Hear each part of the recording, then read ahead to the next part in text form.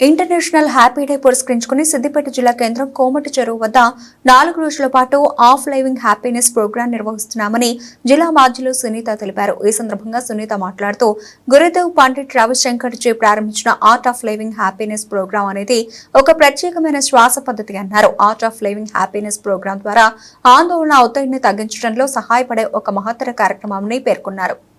స్వామి గురుదేవ్ రవిశంకర్ గురూజీ ఆధ్వర్యంలో స్వామి మన madam Sunitha madam ఆధ్వర్యంలో 4 days ఇక్కడ యోగా కార్యక్రమాలు పెట్టుకోవడం జరిగింది కోమటి చెరువు కట్ట మీద.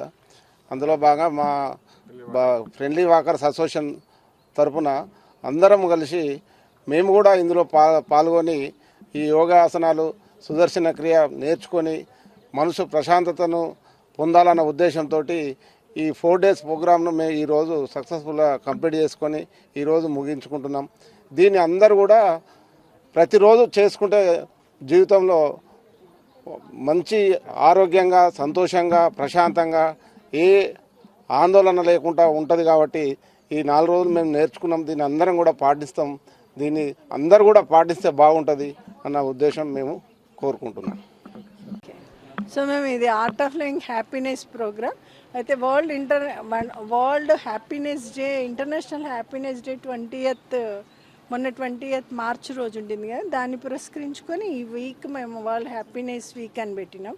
సో ఈ వీక్ సందర్భంగా సిద్దిపేటలో కోర్స్ ఆర్గనైజ్ చేయడం అయింది. ఇది art of living happiness program అంటాం. ఇందులో మేము యోగా, సుదర్శన క్రియ అండ్ మెడిటేషన్ నేర్పిస్తాం. సో యోగా అనేది శారీరకంగా ఫిట్నెస్ ఉండడానికి, సో సుదర్శన క్రియ అనేది మెంటల్ స్ట్రెస్ తగ్గించడానికి, మానసికంగా సంతోషంగా ఆనందంగా ఆరోగ్యంగా ఉండడానికి.